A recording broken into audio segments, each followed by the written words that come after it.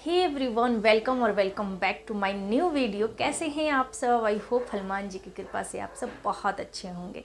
सबसे पहले आप सभी को नए साल की ढेर सारी शुभकामनाएं मेरी और मेरी फैमिली की तरफ से। तो ये मेरा पहला वीडियो है जो कि मैं नए साल में शूट कर रही हूँ, यानी कि जनवरी में मैं पहला वीडियो शूट कर रही हूँ। और इस साल का तो मुझे बेसब्री से इंतज़ार था, यानी कि 2024 का मुझे बेसब्री से इंतज़ार था। और आई होप सभी को इस साल का इंतज़ार रहा होगा।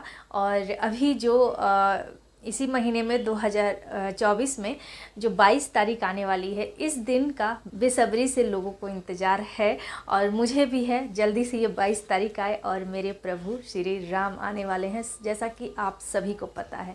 कितने लोग एक्साइटेड हैं कि हमारे प्रभु श्री राम आ रहे हैं 22 को। तो आप लोग एक बार ज़रूर जय श्री राम कमेंट में लिखिए। तो चलिए वीडियो में आगे बढ़ते हैं और आज आपको बताते हैं एकादशी व्रत के बारे में। तो सनातन धर्म में हिंदू शास्त्रों में जो लिखा हुआ है कि एकादशी व्रत जो होता है बहुत ही पुण्यदायी व्रत होता है, बहुत महान व्रत कह सकते हैं आप इसको। इसका मतलब इसे कोई भी कर सकता है। ये जो व्रत होता है, इस व्रत को कोई भी कर सकता है। एकादशी का ऐसा व्रत है जो खुद के लिए किया जाता है। जी हाँ, जैसे कि हम लोग जाने अनजाने में बहुत सारे पाप करते हैं। जैसे कि हम लोग पाप करते हैं अनजाने में, चलते हुए हमारे पैरों के नीचे चींटियां आ जाती हैं, हमारी वजह से उनकी मृत्यु हो जाती है, जिससे हम पाप के भागी बन जाते हैं। और ये हमारा अनजाने में किया हुआ पाप होता है। जानबूझकर पाप वो होता है जैसे हम किसी को क्षति पहुंचाते हैं, किसी का नुकसान करते हैं, तो ये सब जानबूझ के किया हुआ पाप होता है। तो जो अनजाने में पाप होता है उसको शुष्क पाप कहते हैं, और जो जानबूझ के पाप किया जाता है उसको आर्द्र पाप कहते हैं।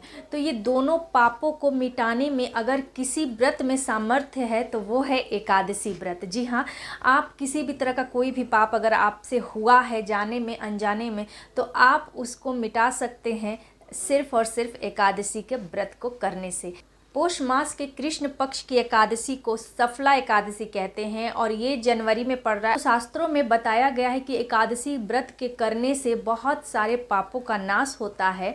और एकादशी व्रत अगर हम नहीं कर पाते हैं तो सिर्फ उसका कथा मात्र सुन लेने से हमारे बहुत सारे पापों का नाश होता है। हमें 1000 गौ दान का फल प्राप्त होता है, हमें 1000 पुण्य का फल प्राप्त होता है।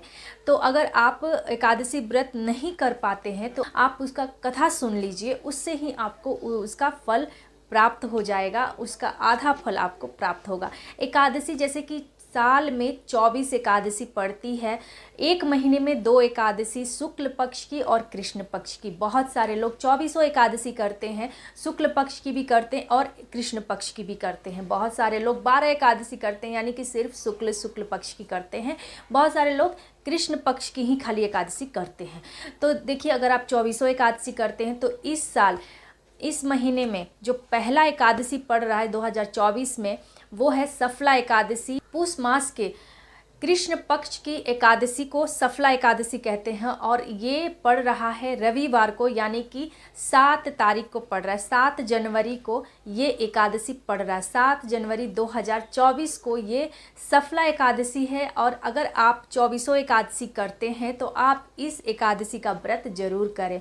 मानधाता राजा को नारद पुराण में वशिष्ठ ऋषि यही बताते हैं और कहते हैं कि एकादशी व्रत करने से हमें सभी प्रकार के पापों से मुक्ति मिलती है। और यह एकादशी अगर द्वादशी युक्त एकादशी है तो हमें 1000 गुना गौ दान की फल प्राप्त होता है, हमें 1000 पुण्यों का फल प्राप्त होता है।